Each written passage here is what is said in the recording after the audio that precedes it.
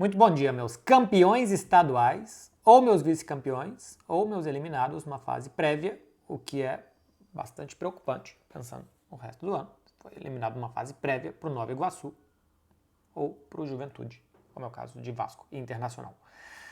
Meu povo, bom dia para vocês, hein? Falei de estadual ontem, né, de Cruzeiro e Atlético. Falei um pouquinho também do Bavi, mas assim, muito pouquinho mesmo. E só uma coisa sobre Palmeiras e Santos. Que aspecto ruim do gramado do Allianz Parque. Eu sei que teve show na véspera, eu sei que é grama artificial, mas eu também acho que um campo tem que ser bonito para dar vontade de ver o jogo. Um clube tão bom como o clube como é hoje o Palmeiras, um time tão bom como é o Palmeiras, que jogue num gramado tão feio, às vezes não parece que as coisas são tão boas e tão bonitas, porque o aspecto é muito ruim do gramado do Allianz Parque. Tinha que ser um campo pelo menos bonito, assim, verdinho mesmo, ainda mais um clube verde. É um gramado horroroso, né? Assim, um campo que parece que o que está acontecendo ali não é um bom futebol, não é algo importante, não é algo que dê vontade de assistir. Então fica aqui simplesmente esse ponto, assistir o jogo contra o Santos, mas completamente caindo de paraquedas, assistindo, preparando o vídeo que eu fiz ontem para vocês, então não tem muito o que falar sobre o jogo, a não ser isso que me chamou muito a atenção, da má qualidade, da aparência do gramado, porque até parece que a bola rola de forma decente por ali. Eu vou falar dos 3 jogos dos envolvidos na disputa pelo título da Premier League, do Bayern de Munique e do clássico português. Eu assisti porque eu estou muito curioso de ver o Sporting do Rubem Amorim em um jogo mais competitivo. Eu já tinha visto 2 vezes na Europa League nessa temporada contra Young Boys e algum outro adversário, não foi Atalanta que eu não me lembro, mas eu queria ver num jogo mais competitivo. Tinha visto o Arthur Quesada falando que tinha sido muito bom clássico do meio de semana passado pela Taça da Liga e quis ver também pelo Campeonato Português o Sporting Benfica. Começando com o jogo de sábado de Manchester City 4, Crystal Palace 2. O Guardiola... antes de mais nada, né? Café com Beckler. Uma total e completa ausência de café. Não tem nada aqui. Isso poderia completamente ser uma arma branca para eu usar e provavelmente fazer mais dano na minha mão, porque nunca alguém deu um soco em alguém usando uma xícara. Mas tá aqui, uma bela xícara utilizada para nada. No meio de semana, o Manchester City tinha ganhado do Aston Villa e o Guardiola tinha poupado De Bruyne e Haaland. Agora, no final de semana, ele poupou Bernardo e Phil Foden. O Bernardo ainda entrou já nos acréscimos no segundo tempo só para ganhar tempo. E nesses 2 jogos, o Rodrigo saiu faltando 17 minutos para acabar o tempo regulamentar, mais ou menos 20 minutos de jogo, ou seja, ele descansou os 5 jogadores de ataque dele nessas 2 partidas, né? Foi dosificando minutos, pensando no jogo contra o Real Madrid, que a gente vai ter nessa terça. Eu falei no Melhor Futebol do Mundo da semana passada 2 coisas que eu vou falar aqui mais ou menos de novo, mais ou menos me explicando melhor. Primeiro, que eu tenho a sensação que com Haaland e De Bruyne fora, esse time jogou igual ou melhor essa temporada, por mais absurdo que isso possa parecer. Porque são os 2 melhores jogadores do time, né? Pelo menos assim, num longo período de tempo, são os 2 melhores do time. Você tem o Phil Foden, que está numa ótima fase, o Rodrigo, que é excelente, mas que faz uma função que brilha menos do que os jogadores que fazem os gols. Mas eu tenho a sensação que, no longo prazo dessa temporada, no período que eles estiveram ausentes, ali entre novembro e janeiro, entre dezembro e janeiro mais ou menos, que o City foi mais consistente nessa temporada. É claro que isso não se aplica a um jogo, por exemplo, como o de sábado, que o Kevin De Bruyne joga demais. Jogou muito a bola mesmo, fez um golaço, fez um outro gol muito marca da casa, né? Aquele chute da entrada da área, e ainda assistência para o Haaland. Foi muito bem o Kevin De Bruyne, que eu até acho que a questão dele não estar jogando de forma tão consistente, tão bem essa temporada, é as idas e voltas de lesões, mas acelera num momento muito importante, né? Dias antes do jogo contra o Real Madrid, porque, assim como eu disse que tenho a sensação que o time joga melhor sem eles, eu não tiraria os 2 antes de um jogo tão importante contra o Real Madrid, eu escalaria os 2 sempre, embora quando os 2 não estejam, eu tenho a sensação que Phil Foden, que Bernardo, que Julián Álvares, que o próprio Rodrigo brilham mais. Eles têm um pouco mais de liberdade para se destacar, eles precisam dar um passo à frente, acho que esse passo à frente é bem dado. Mas quando estão nos seus dias, quando o Haaland e o De Bruyne, especialmente o De Bruyne, porque ele participa mais do jogo, estão no seu dia, é muito difícil parar o Manchester City. Muito bom jogo, de novo, do Jack Grealish, Já tinha jogado bem no meio de semana, voltou a jogar bem, acho que está mais agressivo, está menos só segurar a bola pelo lado esquerdo para servir, para atrair jogadores, para gerar superioridade do outro lado de campo, mas um jogador mais agressivo, de mais 1 contra 1, de boa agressividade na marcação também. Então, segundo jogo consecutivo bom do Jack Grealish. Vamos ver na defesa como que vai se montar contra o Real Madrid. Vou fazer vídeo nessa terça de prévia dos jogos da Liga dos Campeões. Não sei exatamente ainda que horas que eu vou fazer, porque eu vou estar envolvido na prévia de Paris Saint-Germain e Barcelona. Então eu vou gravar hoje ainda, segunda-feira à noite, para soltar na terça, ou na terça em algum momento no meio do dia, entre entrevistas do PSG e entrevistas do Barça, eu vou tentar fazer. Ainda vou ver como que eu vou me organizar. Mas muito bom jogo do Manchester City, que saiu perdendo, mas que conseguiu dilatar o placar e depois ainda sofreu um gol. Doku aberto mais uma vez pela direita.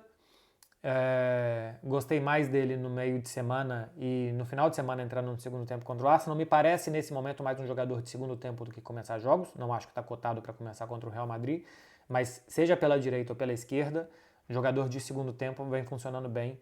O belga contratado para essa temporada, que ainda não explodiu, né? Que ainda não é o que se espera ou o que se esperava talvez dele. Brighton 0-3, Arsenal. Cara, esse aqui é um jogo interessante. Falar como uma coisa que eu sempre digo para vocês, que na prancheta os técnicos nunca perdem, né? Quando os técnicos preparam um jogo, eles sabem como taticamente se dar bem sobre o seu adversário, só que o futebol é dos jogadores. Isso vai servir um pouco também para falar de Liverpool, Manchester United. O futebol é dos jogadores, são eles que decidem a coisa lá dentro. Porque eu não sei se foram 3 lances ainda no 0-0 ou 2 lances no 0-0 e depois um quando já estava 1-0, que o Brighton faz exatamente o que o De Zerbi quer que faça para atrair o adversário para o seu campo, sair tocando a bola muito rapidamente para chegar à frente em muita velocidade no campo de defesa do rival. Os ataques do Brighton muitas vezes parecem contra-ataques, por mais que ele, Brighton, tenha a bola, porque as transições são rapidíssimas. E o time fez isso muito bem até ou a finalização ou até o último passe, ou seja, tudo que o técnico planejou, queria, como atrair o Arsenal, como mover o Arsenal de um lado para o outro, que tem uma defesa brilhante, né? Não sei se em números é a melhor da Europa, mas em sensações me parece que é, porque permite muito pouco. Como que o Brighton conseguiu atrair, jogar, tocar, sair, mas não conseguiu definir. Tem uma jogada logo no início do primeiro tempo, quem é que faz o cruzamento? É o Adingra, né? Que faz o cruzamento, que o Enciso finaliza por cima. Aí depois tem uma jogada que de novo o Adingra cruza mal para o Welbeck, de novo pela direita, é para fazer um passe em diagonal, a bola sai muito reta, vai na mão do Davi Raya, e depois uma saída pela esquerda com o Stupinhan, que gira para o Adingra e que ele perde tempo ali no que ele vai fazer, e a bola acaba sobrando por uma finalização já sem muito ângulo, sem muita intenção, e o Arsenal consegue se segurar.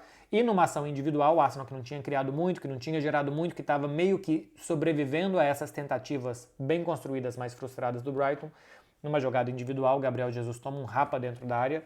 Para mim é pênalti, tem um leve toque na bola, que não muda a trajetória da bola, não muda o destino do que estava sendo feito na jogada, e que acerta o pé do Gabriel Jesus. Tem vezes que primeiro toca a bola, depois toca o jogador. É um desarme com um choque natural. Dessa vez não. Dessa vez me pareceu que não há um desarme, que a bola continuaria tendo a trajetória e a jogada continuaria sendo desenhada, mesmo se não houvesse aquele toque na bola. E o toque no pé do Gabriel Jesus, pênalti claro, o Arsenal sai na frente. No segundo tempo, começa a baixar um pouco a intensidade do Brighton. O Arsenal faz o 2-0 e já num contragolpe, com completamente o Brighton no ataque à desesperada, o Trossard mata o jogo 3-0 para o Arsenal. Sobreviveu quando tinha que sobreviver. Ter a melhor defesa também passa por isso, né? Dificultar que o adversário consiga fazer, e em algumas vezes são humanos do outro lado, e que se o adversário tiver um 100% de aproveitamento, como o Brighton poderia ter tido e teria definido o jogo, não definiu, o Arsenal tem as suas capacidades de fazer. Me parece que vai fixando o Gabriel Jesus pela esquerda, o Arteta, né? Já é mais um jogo que ele toma essa decisão de manter o Kai Havertz por dentro, com o Gabriel Jesus por um lado, o Saka pelo outro. Bom momento do Havertz, acho que ele quer manter o alemão no time, por isso ele faz isso. E aí o Gabriel Jesus acho que dá um pouco mais de controle, um pouco mais de posse de bola de qualidade do que o Martinelli ou o Trossard, que são mais jogadores de explosão pelo lado do campo. além de ajudar no trabalho defensivo. O Gabriel era muito importante contra o Manchester City, que ia ter muita bola, e o Gabriel era muito importante contra o Brighton, que era muito necessário marcar e morder bem na frente, estar sempre atento à marcação. E o Gabriel Jesus também entrega isso, acho que por isso essa sequência de titularidades dele pelo lado do campo. No meio de semana tinha poupado bastante o Arsenal, né, contra o Luton e tal, teve um desenho muito mais modificado. Meu povinho, Manchester United 2-2 com o Liverpool. Esse jogo é um absurdo. Não existe esse empate por 2-2 numa lógica futebolística. Aliás, só existe numa lógica futebolística, né? Em qualquer outro esporte. Se é no tênis, a superioridade do Liverpool, ele teria feito um 6-0, 6-0, teria acabado o jogo. Se é no basquete, teria sido 100-75. Enfim, se é em qualquer outro esporte, a vantagem que o Liverpool mostrou dentro de campo teria se refletido no marcador. Primeiro tempo termina com 15 finalizações a 0 para o lado do Liverpool. O jogo termina com 28-9, segundo tempo mais equilibrado. 7 chances claras de gol para o lado do Liverpool, uma para o Manchester United.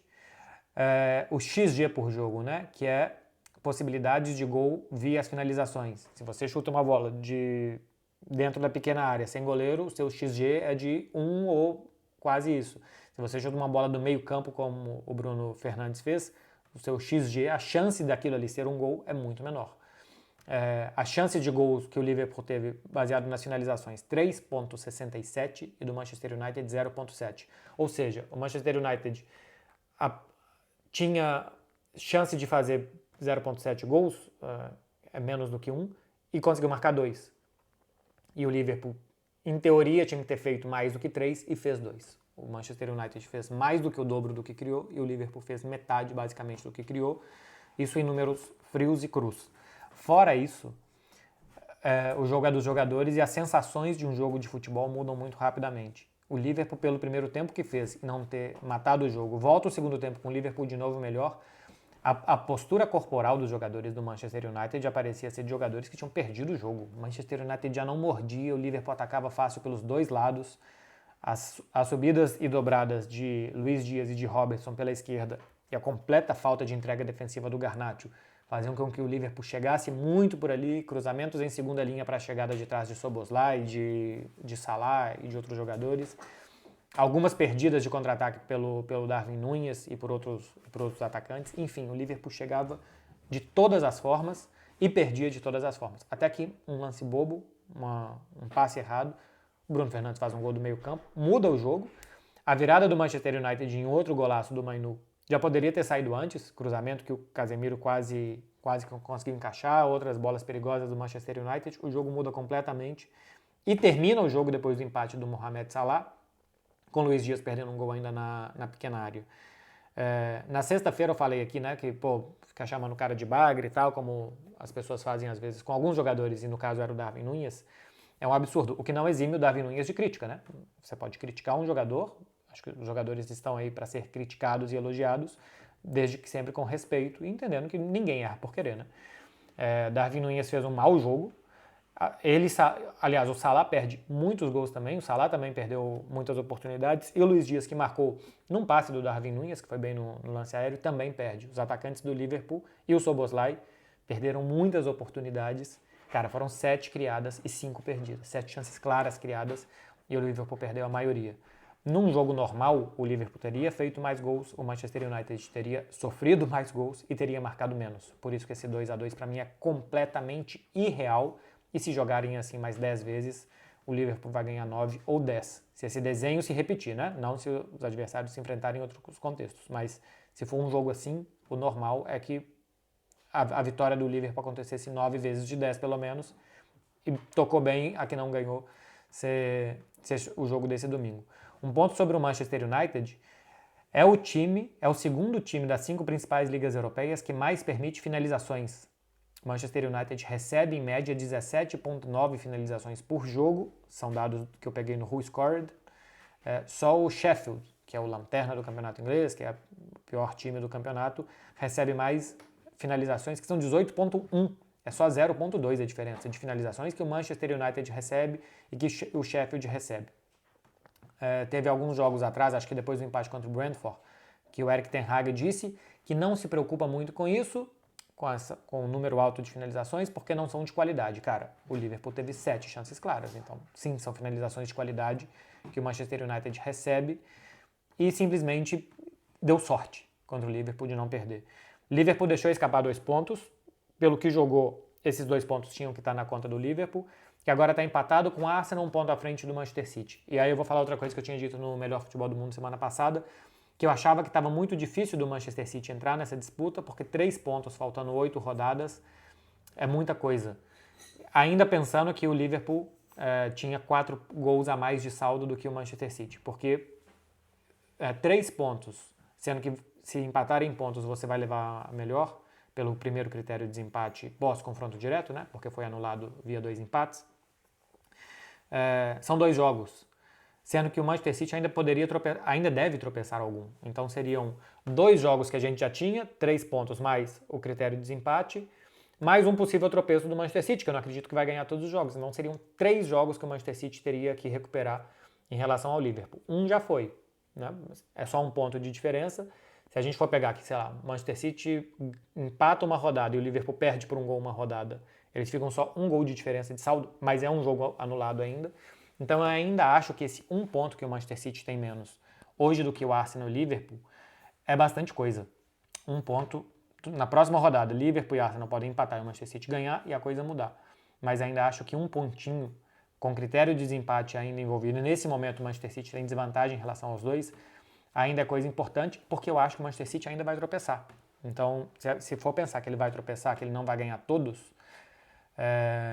esse é um ponto que eu acho que pode fazer diferença. Vamos ver. Tá muito equilibrado. Tá muito legal, né? Tá muito legal o campeonato inglês, muito equilibrado, com esses 2 times tão próximos, esses 3 times, perdão, tão próximos, só de 1 ponto, faltando poucas rodadas. Campeonato alemão. Esse já não está equilibrado. Na próxima rodada contra o Werder Bremen, o Bayer Leverkusen pode ser campeão, porque o Bayern de Munique tropeçou de novo, perdeu do Heidenheim por 3-2 depois de sair vencendo 2-0 no primeiro tempo. O que me chama a atenção, já tinha me chamado contra o Borussia Dortmund em vários outros jogos que eu já trouxe aqui para vocês, a total incapacidade do Bayern de Munique de levar o jogo para onde ele quer. Qualquer adversário que seja, de qualquer hierarquia que tenha, tem muita capacidade de fazer o jogo que quer contra o Bayern de Munique. E o Heidenheim não foi assim durante todo o jogo, saiu perdendo com os gols do Gnabry e do Harry Kane no primeiro tempo, mas no segundo, com 2 gols que condicionaram o jogo muito cedo, né? Um gol aos 5 e o outro aos 6 minutos, o jogo foi para onde o Heidenheim queria. E o Bayern de Munique cai muito psicologicamente, mentalmente, porque é um time completamente desestabilizado nessa temporada, e acaba perdendo de virada por 3-2. Taticamente, se defende mal, pressiona mal, dá muitos espaços, permite que o adversário ataque. Individualmente também os seus zagueiros fazem uma temporada muito ruim, quaisquer que sejam os zagueiros. Os do Bayern de Munique fazem uma má temporada. Eu acho que isso é por conta do que estoura lá atrás e vai tirando a própria confiança desses jogadores. O time começa se defendendo mal na frente, porque não pressiona tão bem, porque não tem jogadores tão ligados e tão bem posicionados para pressionar, e até com essas características também de pressionar tanto. Isso faz com que a coisa vá estourando, que chegue lá atrás, que a coisa estoure lá atrás e que esses jogadores da defesa vão parecendo cada vez piores do que são. Me parece muito ao Barcelona de poucas semanas atrás, né?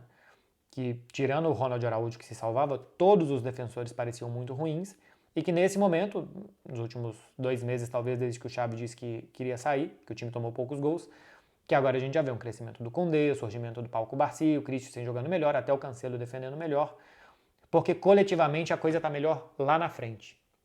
Como o Bayern pressiona mal na frente, a coisa estoura mal atrás, cai a confiança dos jogadores, começam a tomar piores decisões e o time se defende muito mal. É um problema tático, porque o Thomas Tuchel faz o time pressionar mal, individualmente os jogadores não são tão solidários assim para se defender, e acho que estoura lá atrás, mas a gente pega a completa falta de coerência tática desse time. Cara, no segundo tempo, as mudanças que fez o Thomas Tuchel, eu precisava ficar olhando para a TV assim, uns 2, 3 minutos para entender as mudanças que ele fez. Até anotei para trazer. Ele coloca o Choupo-Moting no lugar do Musiala.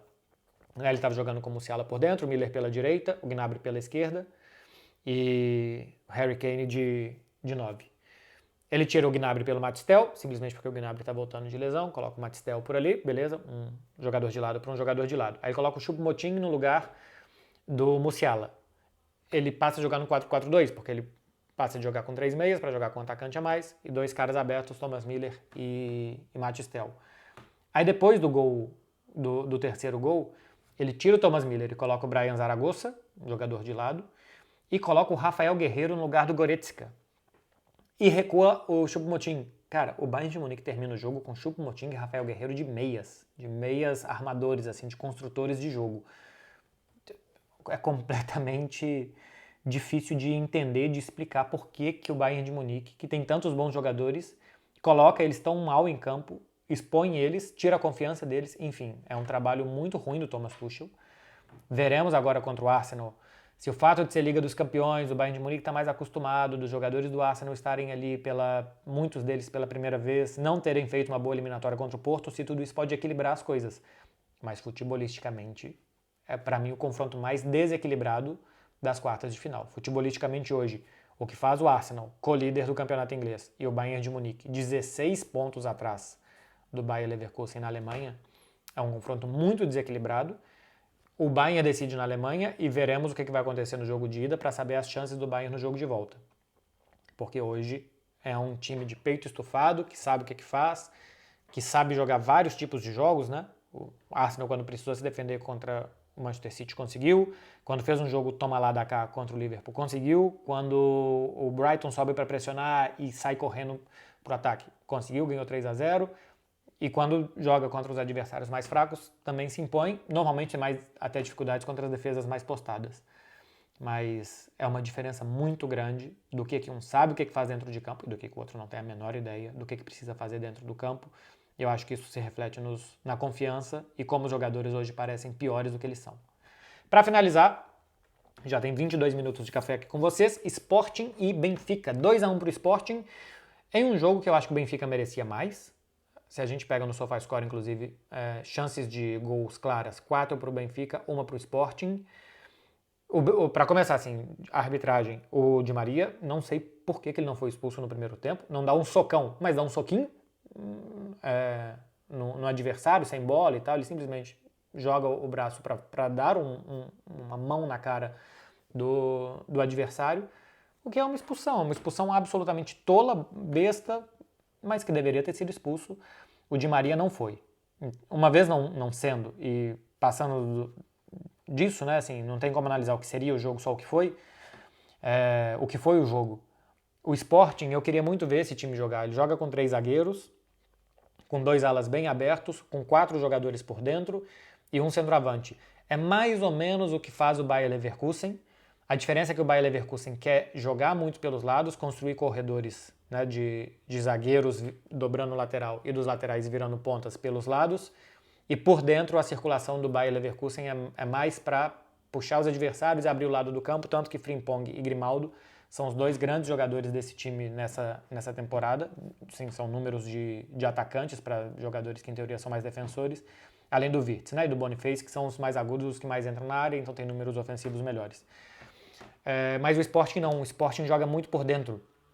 Concentra o seu jogo muito por dentro. Tem um centroavante, o Gyökeres. É Gyökeres, né, que escreve? Gyökeres. Um sueco que chegou essa temporada, tem 22 gols, 10 assistências, muitas participações em gols na temporada do Sporting, que me lembra muito o Lukaku, um jogador muito forte, corpulento, que depois que arranca é difícil parar, porque realmente, assim, quando ganha velocidade, ele não tem uma arrancada curta muito potente, mas depois que ganha velocidade, que embala, é velocíssimo, que também faz muito bem o pivô, que é inteligente taticamente, enfim, me lembra bastante mesmo o Lukaku, no prime do Lukaku, assim, nos bons momentos do Lukaku. A diferença é que o Lukaku é canhoto, né? O Gyökeres é destro. Então, como tem esse jogador que tanto pode esticar a bola para ele, como ele pode fazer bem o pivô, o Sporting tenta abrir os lados do campo para tentar abrir a defesa do adversário e jogar por dentro com Trincão. Entrou o Pedro Bragança, que eu gosto muito no segundo tempo também, com Gyökeres por ali, mas não foi bem. Isso de jogar por dentro faz com que você permita que o adversário, se ele não abre e se ele recupera bolas, que ele contra-ataque muito. Eu acho que o Benfica teve algumas chances de contra-atacar, assim, roubando bolas do Sporting por dentro, O João Neves, para mim, fez um muito bom jogo. O Di Maria deu uma assistência para o David Neres, que chegou a driblar o goleiro e finalizar. O Inácio, acho, o Gonçalo Inácio consegue afastar já em cima da linha. E uma outra do Di Maria, uma finalização que o goleiro do Sporting pega, ela ainda bate na trave e vai para fora. Mas teve muitas boas o Benfica fazendo isso, mordendo por dentro e correndo, mordendo por dentro e correndo. O Sporting consegue vencer o jogo num lance o último lance da partida e tal, o gol do Geni, um ala moçambicano, bom jogador inclusive, e ganha por 2-1, abre 4 pontos com um jogo a menos, deve ser campeão português. O Rubem Amorim está aí, né, como técnico da moda, que dizem que o Liverpool quer, já chegaram a falar que o Barcelona queria também. Time muito ofensivo, que ataca com muitos jogadores mesmo, assim, são 2 pontas, um atacante, 2 meias por dentro, os volantes, assim, é muita gente atacando, o que gera espaços na defesa, mas é bem interessante. Só acho que não foi melhor do que o Benfica. Achei que o Benfica foi melhor, até merecia mais. E no final das contas, futebol é isso. O Benfica não matou quando teve, o Sporting foi lá e matou e venceu o jogo vencendo por 2-1. É isso daqui, meu povo, do que eu assisti do final de semana. Dos times de Premier, do Bayern de Munique, do Sporting Benfica e mais alguma coisinha de estadual também para vocês. Amanhã vai ter o vídeo prévio, com dicas da KTO inclusive. Já vai lá em kto.com, faz o seu cadastro com o código Beckler para você ganhar 20% do seu primeiro depósito de free bet. E amanhã vai ter o vídeo da Liga dos Campeões, do que vai sair. Pós-jogo tem análise de Real Madrid, Manchester City e de Arsenal, Bayern de Munique. E na quarta-feira, pós-jogo, de Paris Saint-Germain, Barcelona, desde aqui de Paris. Então, se você chegou até aqui, se inscreve aí para não perder os conteúdos dessa semana. E semana que vem vai ser bem parecido também com os jogos de volta da Liga dos Campeões. Tá falado, meu povo? Um beijo para vocês, boa semana, cheia de juízo e também de muitos bons jogos. Tem muitos bons jogos pela frente. Então, aproveitem a semana, gente. Valeu, um beijo.